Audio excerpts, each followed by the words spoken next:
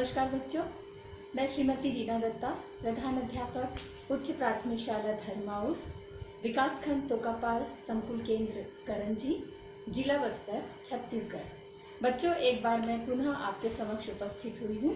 आज हम पढ़ेंगे कक्षा 7वीं में इतिहास विषय के अंतर्गत अध्याय 2 जीवन में आया बदलाव। इस पाठ को जो हम पढ़ रहे हैं, इसका पीरियड देखिए बच्चों, 650 ईस्वी से 1200 ईस्वी तक है। तो इस बीच लोगों के जीवन में क्या बदलाव आया, उसी चीज को हम इसमें पढ़ेंगे। सन 650 से 1200 ईस्वी तक भारत के विभिन्न समुदायों के जीवन में अनेक बदलाव आए। विशेष रूप से अर्थव्यवस्था, समाज और धर्म में परिवर्तन आया, और वो किस प्रकार से आया उसको हम इस पाठ में क्रमबद्ध तरीके से पढ़ेंगे। तो सबसे पहले हम पढ़ेंगे वनों में रहने वाले लोगों के जीवन में क्या परिवर्तन आया। वनों में रहने वाले लोग मतलब जो लोग जंगलों में रहते थे, गांव के निवासी और जंगल में जो लोग रहते थे। तो देखिए बच्चों, पुराने समय की तरह उन दिनों भी जंगलों में काफी लोग रहते थे। ये लोग जंगल से कंदमूल, फल आदि इकट्ठा करते थे और जानवरों का शिकार करके अपना जीवन व्यापन करते थे। परंतु धीरे धीरे उनके जीवन में काफी बदलाव आया था। ये लोग जंगलों के पेड़ों को काटकर थोड़ी सी खेती भी कर लेते थे। वे खेतों में न हल चलाते थे और न ही सिंचाई करते थे, सिर्फ बीज बिखेर कर रखवाली करते थे, और जब फसल पक जाती तो उसे काट लेते थे। और ये लोग छोटी छोटी बस्तियां बनाकर रहते थे, जिन्हें पल्ली कहा जाता था। वे जंगलों से तरह तरह की चीजें इकट्ठा करते थे और इनके बदले गांव या शहरों में अनाज, तेल, लोहा, नमक आदि प्राप्त करते थे। और ये लोग राजाओं को भेंट भी दिया करते थे। ठीक है। और इनका जो इस प्रकार का जो जीवन बिताते थे, वे समूह में रहते थे और उनको जैसे शबद, निषाद और पुलिंद, भील आदि कहते थे। अब हम ये देखते हैं कि दूसरे वर्ग में जो लोग आते थे, जिसको घुमक्कड़ लोग कहते थे। घुमक्कड़ मतलब नाम से स्पष्ट है, घूमने वाले, जो एक स्थान से दूसरे स्थान पर घूमते थे, वहां पर अपना बसेरा बनाते थे, फिर कहीं और चले जाते थे, तो उनको कहते हैं घुमक्कड़ लोग। तो घुमक्कड़ लोगों के जीवन में देखो क्या परिवर्तन आया। उन दिनों बहुत से लोग ऐसे थे जो लगातार एक जगह से दूसरी जगह घूमते रहते थे, और कई बार ये लोग क्या करते थे, अपना घुमक्कड़ जीवन छोड़कर गांव में बसकर खेती भी करने लगते थे।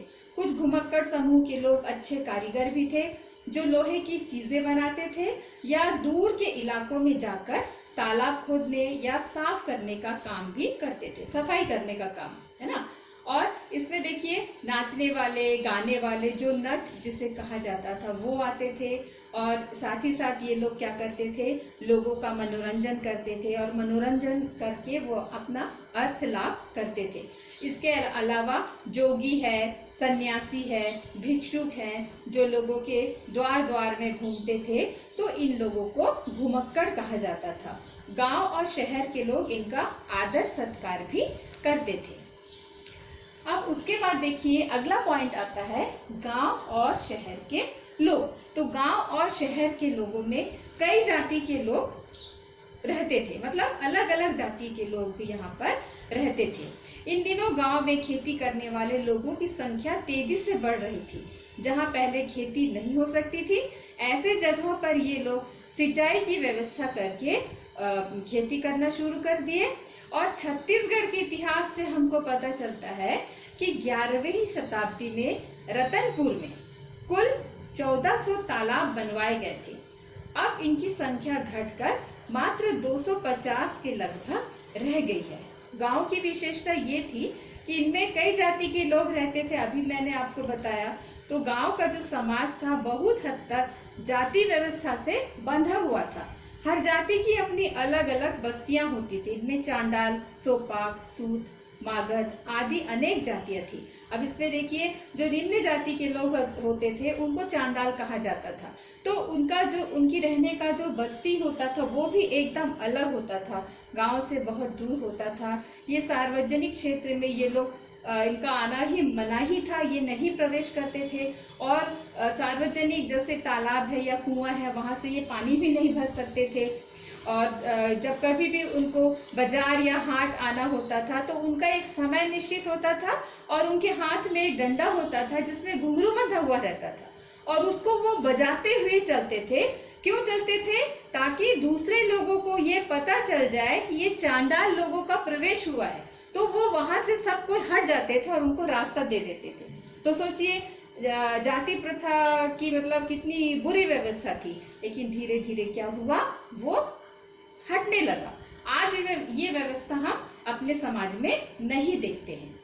और देखिए, गांव के जो प्रमुख कृषक परिवार के जो मुखिया होते थे वो मिलकर गांव के लोगों की जो समस्याएं होती थी उन समस्याओं को वो सुलझाते थे और इन्हें कहीं कहीं पर पंचकुल या महत्तर भी कहा जाता था। मतलब गांव में जो कृषक परिवार का मुखिया होता था वो लोग, सब मुखिया लोग मिल करके गांव की समस्याओं का वो समाधान करते थे। उत्तर भारत में इस समय सबसे बड़ा परिवर्तन जो हुआ वो आर्थिक क्षेत्र में था। लगान वसूली के तरीके का बदलना। गुप्त काल में लगान पर राजा का अधिकार होता था, लेकिन अब स्थिति बदल गई थी। इस समय तक राजाओं द्वारा ब्राह्मणों और विद्वानों को भूमि दान में देने की परंपरा जो थी वो व्यापक हो चुकी थी। भू क्षेत्रों से प्राप्त जो आय होता था उसका बड़ा भाग उसके स्वामी का उस पर अधिकार होता था और एक छोटा हिस्सा ही राजा को मिल पाता था। भूपति इतने संपन्न हो गए थे कि वे स्वतंत्र शासकों की तरह व्यवहार करने लगे थे, जो क्या कहे जाने लगे, सामंत कहे जाने लगे। ये लोग क्या करते थे, अपने पास सेना भी रखते थे और इनकी स्थिति राजाओं के समान हो गई थी। इसके ठीक विपरीत दक्षिण भारत में गांव के प्रमुख लोग ही मिलकर गांव का सारा कामकाज चलाते थे। इनकी सभाएं होती थी जिसे उर कहा जाता था और कई गांव की सभाएं मिलकर एक नाडू बनाते थे। नाडू व उर ये दोनों, इनका जो काम था वो लगान इकट्ठा करना होता था और जो भी गांव में समस्याएं होती थी उन समस्याओं का निपटारा करना होता था और जो अपराधी होते थे उनको ये लोग दंडित भी करते थे। तो ये व्यवस्था कहाँ पर थी? दक्षिण भारत में थी। और उन दिनों समूचे भारत में गांव में ब्राह्मणों का बड़ा महत्व स्थान होता था। उन्हें जगह जगह गांव उनको दान में दे दिया जाता था ताकि वे वहां बस जाए और पूजा पाठ करें और लोगों को शिक्षा दें। ऐसे गांव को, जो गांव मतलब ब्राह्मणों को दान में दिया जाता था, उस गांव को ब्रह्मदेव कहा जाता था। अब देखिए, अब हम पढ़ेंगे कि महिलाओं पर पाबंदियां, मतलब क्या हुआ कि महिलाओं की स्थिति अच्छी नहीं थी, उनके ऊपर बहुत सारे पाबंदी, बहुत सारे नियम, बहुत सारे कानून उनके ऊपर थोपा गया था और वो उसका विरोध भी नहीं कर पाती थी। अब देखिए, जैसे उनको मतलब वो अपने मर्जी से पढ़ना, शादी करना, यात्रा करना, व्यवसाय करना कुछ भी नहीं कर पाती थी और उन छोटी छोटी उम्र में बच्चों का विवाह कर दिया जाता था। मतलब बाल विवाह और सती प्रथा जैसी कुरीति उस समय प्रचलित थी। मतलब विवाह कर दिया जाता था छोटी उम्र में और यदि कोई लड़की विधवा हो जाती थी तो उसको सती बना दिया जाता था। तो ये छत्तीसगढ़ के रतनपुर में महामाया मंदिर के समीप में बहुत बड़ी संख्या में सती चौरे भी मिलते हैं, जो इस बात का द्योतक है कि यहाँ पर सती प्रथा का प्रचलन बहुतायत से था। और प्रत्येक वर्ष माघ पूर्णिमा को यहाँ पर मेला लगता है। इसे आठा बिसा का मेला भी कहते हैं। परंतु वर्तमान समय में क्या हुआ बच्चों, बाल विवाह और सती प्रथा के विरुद्ध कानून बन गया और अब ये प्रथा हमारे समाज से पूरी तरीके से विलुप्त हो गया, मतलब समाप्त हो गया। अब देखिए, भक्ति आंदोलन। भक्ति आंदोलन जो है ये हिंदुओं का सुधारवादी आंदोलन था, जो ईश्वर के प्रति असीम भक्ति, एकता और भाईचारा से ओतप्रोत थी। इसके प्रथम प्रचारक जो थे उनका नाम था शंकराचार्य। शंकराचार्य इसके प्रथम प्रचारक थे। इस काल में बौद्ध धर्म का प्रभाव कम होने लगा और मध्यकाल में भारतीय आध्यात्म में एक नई लहर चली जिसे हम भक्ति आंदोलन कहते हैं। सबसे पहले दक्षिण भारत में यह आंदोलन तमिलनाडु में शुरू हुआ था। वहां शिव और विष्णु के कई संत हुए। ये लोग सभी जातियों के थे। वे कर्मकांडों व कई देवी देवताओं की उपासना की जगह शिव या विष्णु के प्रति प्रेम और भक्ति को बढ़ावा देना चाहते थे। मतलब पहले हिंदुओं में ऐसा था कि बहुत सारे देवी देवताओं की पूजा होती थी। गांव में लोग जैसे बूढ़ा देव की पूजा करना, प्रकृति की पूजा, वृक्ष की पूजा, पशुओं की पूजा, मतलब बहुत सारे देवी देवताओं की पूजा की जाती थी। परंतु भक्ति आंदोलन होने से क्या हुआ कि मतलब ये कि ईश्वर के प्रति हमारी बस आस्था होनी चाहिए और मुख्य रूप से किनको प्रधानता दी गई? भगवान शंकर और विष्णु के प्रति प्रेम और भक्ति को बढ़ावा देना चाहते थे। कौन? जिन्होंने ये आंदोलन को शुरू किया था। उन्होंने आम लोगों की भाषा तमिल में सुंदर और प्रेम श्रद्धापूर्ण भक्ति गीत रचे। मतलब जो स्थानीय भाषा बोली होती थी उस बोली में ही वो गीत रचते थे और जगह जगह घूम करके उस गीत को गाया करते थे और लोगों में इसका प्रचार करते थे। जो लोग शिव के भक्त होते थे उनको नैनार और जो विष्णु के भक्त होते थे उनको अलवार कहा जाता था। वे राम और कृष्ण को भी विष्णु के अवतार के रूप में पूजते थे। भक्ति आंदोलन के प्रभाव से जगह जगह मंदिर भी बने। राजाओं ने अपने प्रभाव और वैभव को दर्शाने के लिए उन मंदिरों को और भी भव्य बनाया।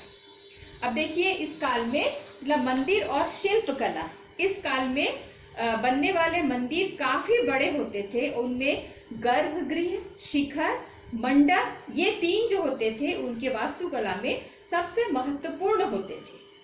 गर्भगृह उस कमरे को कहा जाता था जिसमें देवी देवताओं की मूर्तियों की स्थापना की जाती थी और मंडप वास्तव में एक बड़े कमरे होते थे जिनमें खड़े होकर भक्त देवता के दर्शन करते थे। इन मंदिरों का सबसे आकर्षक हिस्सा जो होता था वो होता था शिखर, जो बहुत दूर से वो मंदिर दिखाई पड़ता था, बहुत ऊंचा होता था और शिखर जो होता था वो बहुत दूर से भी उसको देखा जा सकता था।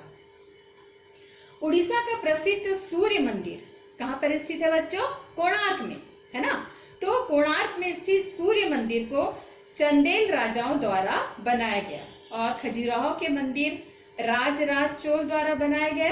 राजराजेश्वर मंदिर आदि इस काल के मंदिर निर्माण कला के सुंदर नमूने हैं। और छत्तीसगढ़ में कलचुरी शासकों द्वारा बनाया गया रतनपुर का मंदिर, गढ़ई पंडरिया का मंदिर, जाजल्य देव द्वारा निर्मित शिवरी नारायण का मंदिर तथा गोपाल देव द्वारा निर्मित कबीर धाम जिले का भोरम देव मंदिर इसी काल के निर्माण कला को दर्शाते हैं। पत्थरों में तराशी गई देवी देवताओं की विशालकाय मूर्तियां इन मंदिरों की मुख्य विशेषता है। तो ये पाठ आज यहाँ समाप्त हुआ। आशा है आप लोगों को ये पाठ समझ में आ गया होगा और इस वीडियो को देखिए और इसमें जो मैं होमवर्क भी दूंगी उसको आप पूरा करिए। तो अगले मुलाकात तक के लिए मुझे आज्ञा दीजिए। नमस्कार।